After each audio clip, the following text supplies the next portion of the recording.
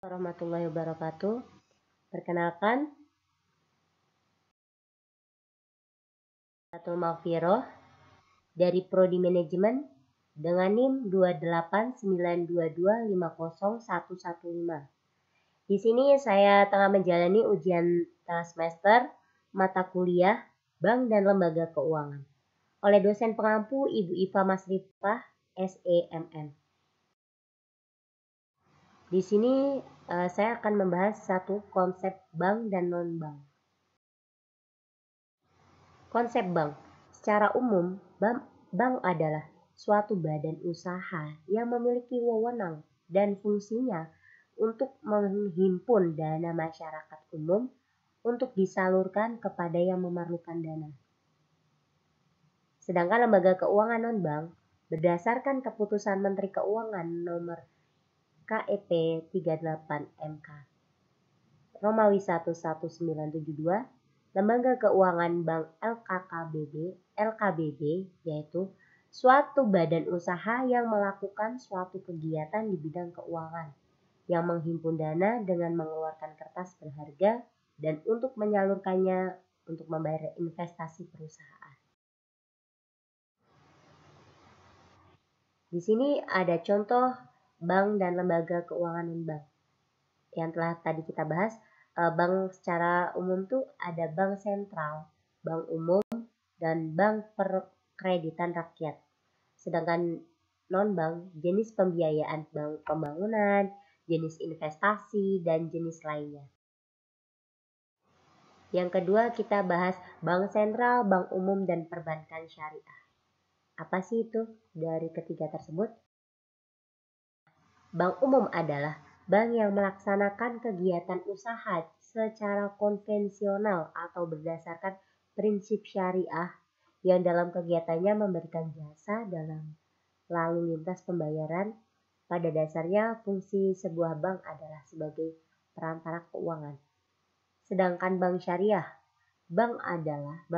adalah bank yang dalam aktivitasnya baik penghimpunan dana maupun dalam rangka penyaluran dananya memberikan dan mengenakan imbalan atas dasar prinsip syariah, yaitu jual beli dan bagi hasil. Sedangkan bank sentral sendiri, yaitu menurut BI adalah lembaga yang bertanggung jawab untuk menstabilkan harga maupun nilai mata uang yang berlaku di suatu negara. Nah, di Indonesia sendiri yang dijadikan bank sentral adalah Bank Indonesia. Secara geografis yang dinamakan Bank Sentral Indonesia adalah bank yang berkantor pusat di Jakarta dan memiliki kantor cabang di berbagai wilayah dan provinsi yang ada di Indonesia. Nah, contoh dari bank umum seperti BRI, BTN, itu melingkup umum. Nah, di bank syariah ada Bank Bukopin, Bank BCA Syariah yang berbau Islami atau lebih rendah untuk nilai ribanya, bahkan nggak ada hitungan ribanya. Yang ketiga, uang dan kebijakan moneter dan otoritas jasa keuangan atau yang biasa disebut OJK. Uang dan kebijakan moneter adalah topik yang berkaitan erat dengan otoritas jasa keuangan atau OJK. OJK merupakan badan pengawas yang bertanggung jawab atas pengawasan dan regulasi sektor keuangan di Indonesia, yang meliputi bank, lembaga pembiayaan, perusahaan asuransi, pasar modal, dan lembaga penjamin simpanan. Nah, dalam konteks hubungan antar uang, kebijakan moneter dan OJK, kebijakan moneter yang dijalankan oleh Bank Indonesia, itu bisa mempengaruhi tingkat bunga yang ditawarkan oleh bank lembaga keuangan di Indonesia. Nah, OJK juga harus memastikan bahwa lembaga keuangan mematuhi ketentuan dan aturan yang ditetapkan dalam regulasi dan pengawasan mereka, sehingga bisa menstabilitas sistem keuangan di Indonesia bisa tetap terjaga. Di sini ada contoh kasus, misalnya ketika Bank Indonesia menaikkan suku bunga acuan, maka tingkat bunga pinjaman yang ditawarkan oleh bank dan lembaga pembiayaan juga akan cenderung naik. Nah, hal ini bisa mempengaruhi masyarakat untuk membeli atau meminjam uang dan juga dapat mempengaruhi pertumbuhan ekonomi secara keseluruhan. Yang keempat ada manajemen bank. What is manajemen bank? Pengertian manajemen bank adalah sebagai suatu ilmu yang lebih difokuskan dalam hal mengatur segala kegiatan bank agar mampu lebih efektif untuk mencapai tujuan dari bank. Dalam mengatur sistem keuangan, ada beberapa kegiatan yang dilaksanakan oleh suatu bank. Di antaranya pengumpulan dan penarikan dana, menetapkan segala kebijakan yang mengatur penarikan tabungan dan penyaluran kegiatan kredit. Fungsi manajemen bank: membuat gagasan terhitung, memutuskan sasaran atau target yang ingin diraih. Yang kedua, membuat susunan organisasi berdasarkan sektor usaha atau layanan atau volume usaha. Yang ketiga, menggerakkan atau memperdayakan seluruh sumber daya bank, khususnya sumber daya manusia dan dana yang diatur. Yang keempat, melakukan pemantauan pada rutinitas usaha bank. Jadi, manajemen bank itu harus sangat jelas, kompleks, dan terbuka. Tuh.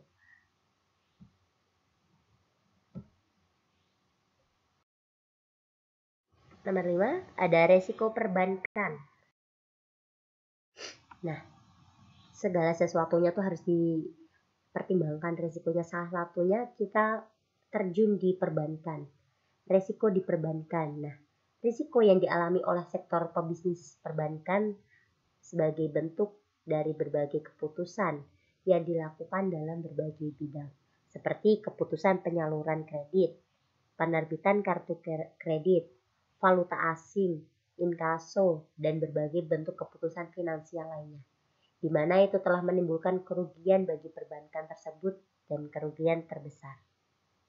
Jadi sebuah bank tuh nggak asal memberikan dananya atau menyalurkan dananya gitu.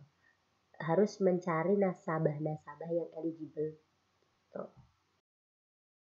Agar apa? Agar mereka tetap pembayarannya stabil, tetap bisa mengangsur gitu. Nah, resikonya apa? Resiko kredit. Resiko akibat kegagalan debitur dan atau pihak lain dalam memenuhi kewajiban kepada bank. Nah, ini nih resikonya nih. Risiko kredit juga dapat diakibatkan oleh konsentrasinya penyediaan dana pada debitur, wilayah geografis, produk, jenis pembiayaan, atau lapangan usaha tertentu. Yang kedua, resikonya pada pasar.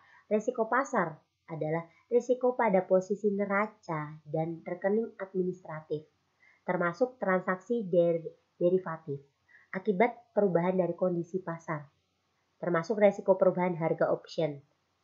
Resiko ini bisa berasal baik dari posisi trading book maupun posisi banking book.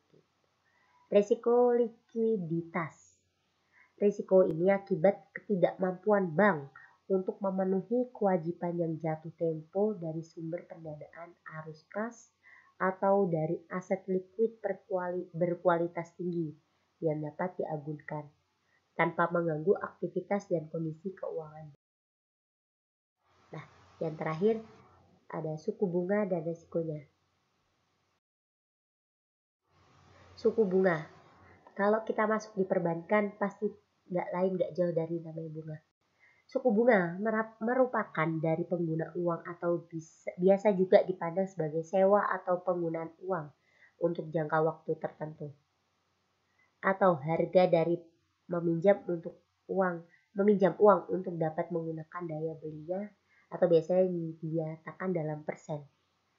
Pastikan setiap bank kita misal meminjam di suatu bank, pasti itu ada suku bunganya.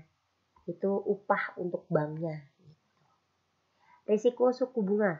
Nah, adalah risikonya bisa timbul karena nilai relatif aktiva berbunga, seperti pinjaman atau obligasi, akan memburuk karena peningkatan suku bunga. Jika suku bunga naik, nilai obligasi atau investasi pendapatan tetap lainnya akan turun. Jadi semakin besar inflasi atau kenaikan suku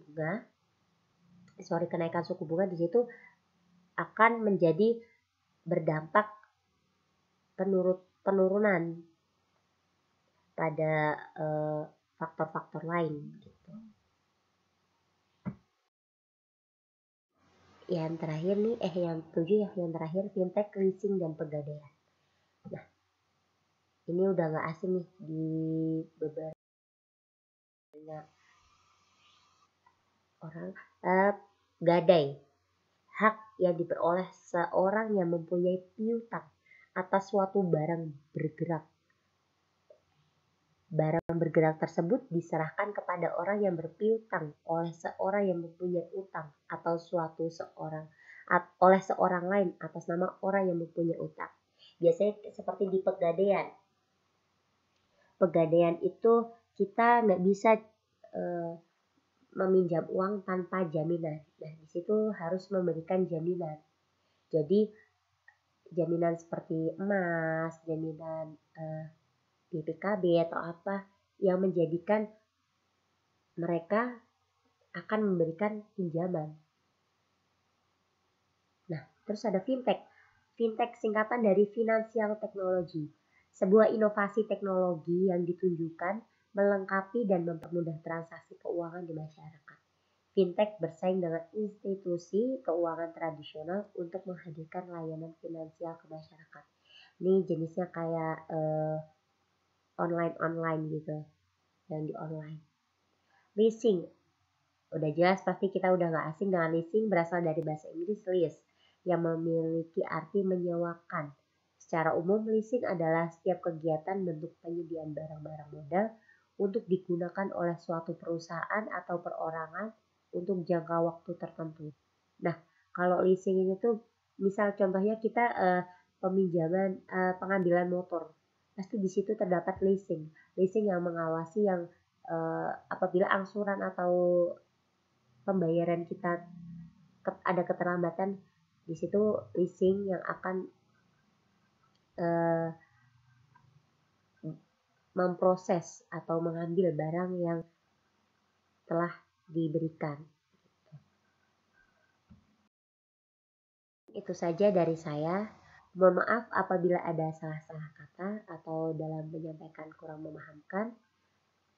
Kiranya mohon dimaafkan. Wassalamualaikum warahmatullahi wabarakatuh.